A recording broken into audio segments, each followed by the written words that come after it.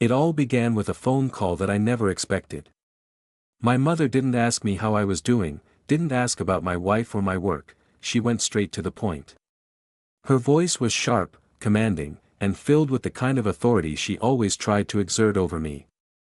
"Your sister's wedding is going to cost $70,000, and you're paying for it. That's your responsibility as her brother." At first, I thought I had misheard. 70,000. I sat there with the phone pressed to my ear, my heart thudding in my chest, trying to process what she had just said. My own mother, the same woman who had once called my marriage a mistake, was now demanding that I foot the bill for my sister's extravagant wedding. The word stung more than I wanted to admit. She had never supported me, never stood by me, and when I chose the woman I love, Claire, she all but disowned me. And now, after years of belittling my choices, she had the audacity to expect me to spend more money than most people make in a year just to give Jessica, my younger sister, the wedding of her dreams. That my name is Thomas, and I am 37 years old. Right now, I'm caught in the middle of a family battle that feels less like love and more like extortion. I've worked hard to build my life, my business, and my marriage, but to my mother, none of that matters. In her eyes, I will always be the son who chose wrong, and Jessica will always be the daughter who deserves everything. That phone call didn't just shock me, it lit a fire inside me. A mixture of anger, disbelief, and hurt. And in that moment, I knew one thing for certain: this was only the beginning of a war I never asked for, but one I could no longer avoid. The moment my mother demanded I pay for Jessica's wedding, my mind snapped back to the day I got married. It was supposed to be the happiest day of my life. I had found the woman I wanted to spend forever with, Claire, and we had poured our hearts into making our small ceremony meaningful, even if it wasn't extravagant. But my mother refused to come. She called me 2 weeks before the wedding and said, "Thomas, if you go through with this, you're making the biggest mistake of your life. Claire isn't right for you, and you'll regret this." Those words still sting, even after 8 years of marriage. I remember hanging up the phone, crushed, realizing that my own mother would not stand by me on the most important day of my life. On the day of my wedding, her absence was loud. There was an empty chair in the front row where she should have been, and every time I looked at it, I felt a sharp ache in my chest. Claire noticed it too, but she held my hand tighter and whispered, "We'll build our own family, Tom. We don't need her approval." From that day forward, my mother treated our marriage like a blemish on the family name. At gatherings, she would make passive-aggressive remarks. Once, at Thanksgiving, she looked me dead in the eye and said, "Well, at least Jessica will marry someone who matches her worth." The room fell silent, and I swallowed my anger just to keep the peace. So when she demanded I pay $70,000 for Jessica's wedding, it wasn't just about money. It was about years of being dismissed, humiliated, and treated like the lesser child. My marriage was called a mistake, but Jessica's was apparently worth a fortune. That night, I sat with Claire at our kitchen table, telling her about the phone call. She shook her head, her eyes filled with the same quiet strength she's always had. "Tom, this isn't about a wedding. This is about control. She wants to remind you that, in her eyes, you'll always owe her something. You don't." Her words sank deep. For the first time, I realized this wasn't just about Jessica's wedding, it was about the years of resentment my mother had built between us. Old wounds had resurfaced, and I was finally too tired to keep ignoring them. A week after the phone call, my mother insisted we all gather at her house. I didn't want to go, but curiosity, and maybe a sliver of hope that she would come to her senses, pushed me there. Claire refused to join me, saying she had no interest in sitting through another round of insults. I couldn't blame her. When I arrived, Jessica was perched on the sofa like a queen waiting for her court, a stack of glossy wedding magazines spread out on the coffee table. She beamed when she saw me, as if nothing was wrong, as if I was just another guest arriving to celebrate her big day. My mother, sitting proudly beside her, wasted no time. "Thomas," she began, her tone rehearsed, "your sister has found the man of her dreams. This is the kind of marriage that will bring pride back to this family. But weddings are expensive, and Jessica deserves the best. As her brother, it's your duty to help her." I clenched my jaw. Help her? You mean pay for it? $70,000 isn't help, it's insanity. Jessica flipped her hair, rolling her eyes. You can afford it, Tom. Your business is doing well, right? It's not like anyone asked you to pay for your own wedding. Oh, wait. Mom didn't even show up to that. Her words were a slap in the face. I turned to my mother, searching for a shred of fairness, but all I saw was cold calculation. You called my marriage a mistake, and now you expect me to bankrupt myself for Jessica's? My mother's lips curled into a thin smile. Your marriage was a mistake. But this, Jessica's marriage, is our chance to make things right. Don't you want your family to finally have something to be proud of? I stood, my heart pounding in my chest. No. I'm not paying for this circus. If Jessica wants a $70,000 wedding, she and her fiancé can figure it out. The room fell silent, my mother's eyes narrowing like daggers. Jessica gasped as if I had just committed a crime. I didn't care. For the first time in years, I had said no. As I walked out of that house, I knew one thing: the battle lines had been drawn, and there would be no turning back. It didn't take long for the fallout to begin. By the next morning, my phone was flooded with messages from relatives, some polite, others not so much. Tom, your mom said you refused to help Jessica. Why are you being so selfish? One aunt wrote. Another message read, family comes first. You're the older brother. Step up. It was clear my mother had wasted no time spreading her version of the story. According to her, I was a bitter son holding a grudge, refusing to support my sister's happiness. What she left out, of course, was the $70,000 price tag, or the years she had spent belittling my marriage. Jessica wasn't quiet either. She posted online about ungrateful family members who can't celebrate love. Friends and distant cousins started liking her post, some even commenting in agreement. I scrolled through it, my stomach turning, realizing she was painting herself as the victim while I was cast as the villain. When I confronted her about it, she shrugged. Tom, this is bigger than you. Everyone knows you can afford it. You're just being stubborn because Mom never liked Claire. Don't punish me for that. Her words nearly broke me. I wasn't punishing her, I was protecting myself. Protecting Claire. Protecting the business I had spent years building from nothing. But to Jessica and my mother, I wasn't a man with responsibilities, bills, and a family of my own. I was just a walking wallet. The worst came when my uncle called. He tried to sound reasonable. Look, Tom, you know your mom's proudest moment will be Jessica's wedding. If you pay, maybe things will finally smooth over. Maybe she'll even come around to Claire. I laughed bitterly. She had 8 years to come around. She won't. And paying $70,000 won't change that, it'll only prove she can keep controlling me. As the days passed, the pressure grew. Phone calls, family members showing up at my office uninvited, even a letter from my mother reminding me of all the sacrifices she made raising me. It felt less like family and more like a mob trying to break me down, but inside, something hardened. The more they pushed, the more certain I became, I wasn't giving in. Not this time. A few days later, my mother and Jessica showed up at my house without warning. Claire was in the kitchen preparing dinner when I heard the knock, heavy and impatient.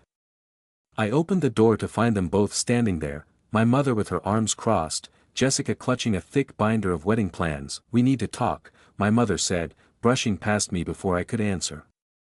Jessica followed, rolling her eyes at Claire, who froze in the doorway. They didn't sit down, they stood like prosecutors delivering their case. Jessica slapped the binder onto the table. Here's the budget, Tom.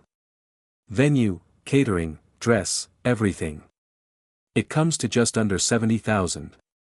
You can easily cover it. Stop making this difficult. Claire's face flushed with anger, but before she could speak, my mother cut in.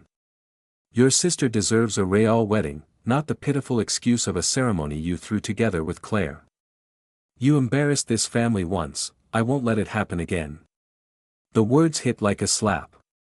Claire stiffened, her eyes watering, but she refused to leave the room. That's when I snapped, enough. I shouted, my voice echoing through the house. You didn't even show up to my wedding. You called my wife a mistake, and now you stand in my home demanding $70,000 like I owe you something. No. I don't owe you a damn thing. Jessica scoffed, tossing her hair. You're pathetic. You'd rather hoard your money than see your sister happy. What kind of brother are you? I stepped closer, my voice steady but burning with anger. The kind of brother who's done being used. The kind of husband who's done watching his wife disrespected. If you think I'll fund your fairy tale while you trash my life, you're out of your mind. The room fell silent. My mother's eyes narrowed, but for the first time, she looked shaken. Claire finally spoke, her voice firm, this is our home. You don't get to come here and insult us. Get out. They stood frozen for a moment before my mother muttered, you'll regret this, Thomas. Family doesn't forget. Then they left, slamming the door behind them. My chest heaved, but for the first time in years, I felt free. I had finally stood up, not just for myself, but for Claire, but I knew this wasn't the end. With my family, it never was. A week after the explosive confrontation at my house, the silence was broken by a carefully worded email from my mother. It wasn't emotional, it was calculated, like a business letter. The subject line read, Family Expectations. The message was short but brutal, Thomas, if you refuse to support Jessica's wedding, don't bother showing your face at future family gatherings. You will no longer be welcome in this family until you make things right. This is your last chance to prove you care about us. I read it twice, my stomach twisting. It wasn't just about money anymore. It was blackmail, an ultimatum designed to corner me into submission. Claire read it over my shoulder and whispered, Tom, she's trying to erase you. She's saying that your place in the family depends on a check. Her voice cracked on the last word, and the look in her eyes was enough to tell me what I already knew, this wasn't just manipulation, it was cruelty. A day later, the phone call started again. My cousin Mark told me, look, man, it's not about the money. It's about unity. If you don't help, you'll always be the outsider. My aunt chimed in, your mom has sacrificed so much for you. The least you can do is step up for Jessica.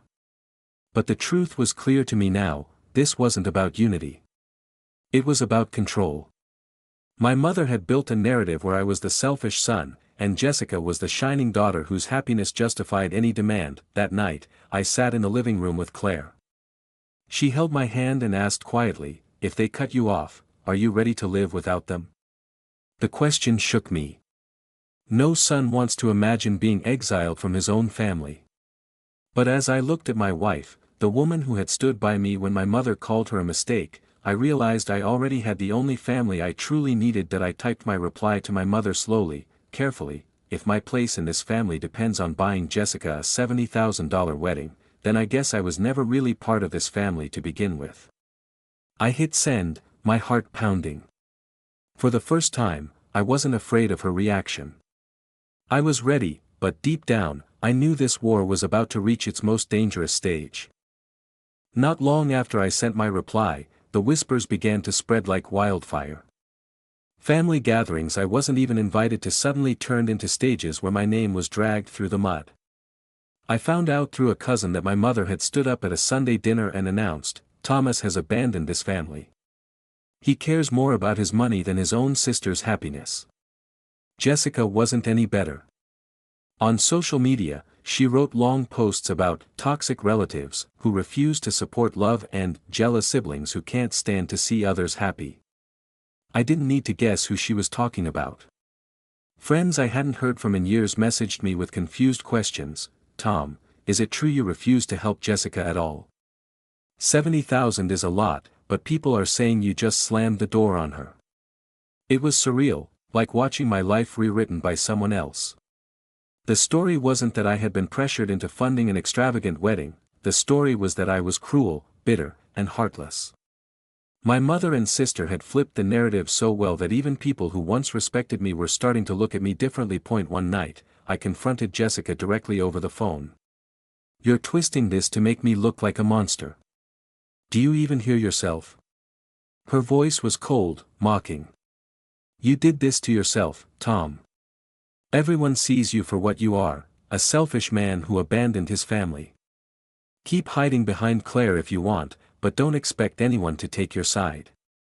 I hung up before I said something I couldn't take back.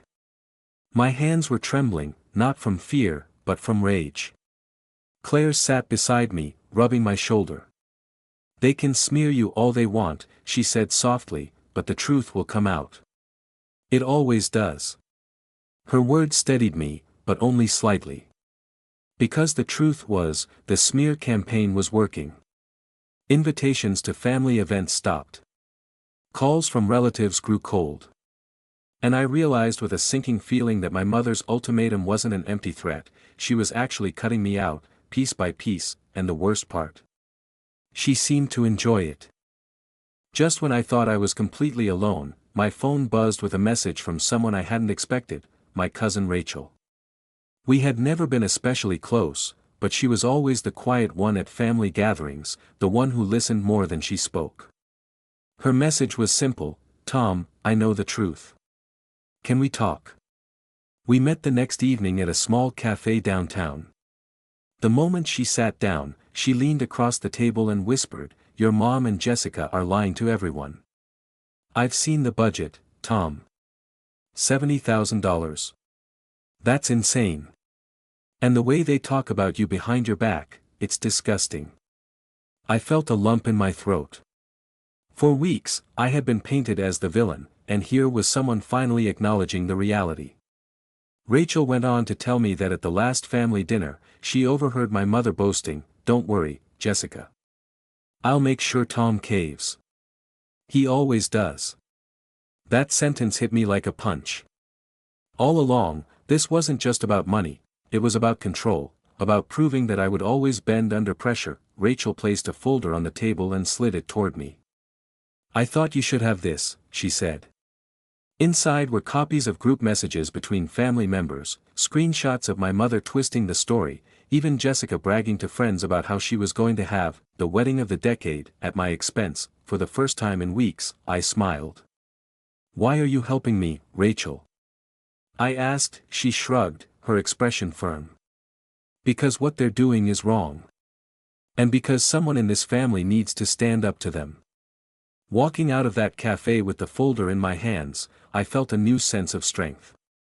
The smear campaign wasn't as airtight as my mother thought. There were cracks forming, and through those cracks, the truth was beginning to shine. For the first time, I had an ally. And with proof of their manipulation, I finally had a chance to fight back on my terms. Armed with Rachel's folder, I decided it was time to stop being silent. My mother had arranged a big Sunday dinner at my aunt's house, an event I hadn't been invited to. But this time, I showed up unannounced, Claire at my side and the folder tucked under my arm. The room went silent the moment we walked in. My mother's smile froze, Jessica's face twisted in annoyance, and the whispers started immediately. "What's he doing here?" Someone muttered that I stood in the middle of the room, my heart pounding, and said, "Since I've been accused of being selfish, I think everyone here deserves to hear the truth." I laid the folder on the table and opened it. Screenshots, messages, copies of Jessica's so-called budget, all of it in plain sight. Gasps rippled through the room as Rachel stepped forward, her voice trembling but clear. "He's not lying. I saw it myself. They've been twisting the story to make Tom look like the bad guy." My mother's face went red. "Rachel, how dare you?" But Rachel cut her off. "No, Aunt Margaret. Enough. You've manipulated this family for years, and I'm done watching it happen." Jessica snatched one of the papers, her voice rising. "This doesn't prove anything. Tom's just bitter because Mom never liked Claire." That was the moment Claire stepped in. Calm, steady, her voice shook the room. "Your mother called me a mistake for marrying Tom, but I've stood by him for 8 years. Can you say the same about how you've treated him?" He's not bitter, he's exhausted from being used. The room fell into a heavy silence. A few relatives looked down at their plates, ashamed. Others whispered nervously. For once, my mother didn't have a quick response that I looked around the table and said, "I will not pay $70,000 for Jessica's wedding. And if that means I'm cut off, so be it. But don't you dare say I abandoned this family when all I've done is refuse to be their ATM." Then I took Claire's hand, and together we walked out. Behind me, I could hear the stunned silence, broken only by Rachel's firm voice, "He's right." For the first time, the weight on my chest lifted. I hadn't just defended myself, I had shattered their illusion in front of everyone. In the weeks after that dinner, the silence from my mother and Jessica was deafening. No calls, no messages, no invitations. For the first time in years, I wasn't being harassed, guilt-tripped, or manipulated. At first, it felt strange, like stepping out of a storm into an unfamiliar calm. But then I realized, this was peace. Some relatives still kept their distance, unsure of which side to stand on. Others quietly reached out to me, apologizing for believing my mother's version of the story. Rachel became closer than ever, proof that even in a family poisoned by favoritism, truth and loyalty could still exist. As for Jessica, she scaled down her wedding. I heard through the grapevine that her fiancé had to take out a loan to cover the costs, and that there were plenty of whispers about her dream day turning into something far less glamorous. But that was no longer my concern. She had made her choices, and now she had to live with them. Claire and I, on the other hand, grew stronger. Standing up to my family wasn't just about money, it was about protecting the life we had built together, the marriage my mother once called a mistake. Every time I looked at Claire, I knew I had chosen right. So here I am, telling you this story not for pity, but as a lesson. Family should mean love, respect, and support, not manipulation, ultimatums, and financial demands. Sometimes, the hardest thing you can do is say no, even when the people pressuring you are the ones who raised you, and if you've listened all the way until the end, thank you. It means more than you know. My advice is simple: never let anyone, family or not, define your worth by the money in your wallet. Protect your marriage, protect your peace, and don't be afraid to stand up for yourself. If this story resonated with you, please subscribe and leave a like, it helps me more than you can imagine. Until next time, take care of yourselves, and remember, real family is built on love, not demands.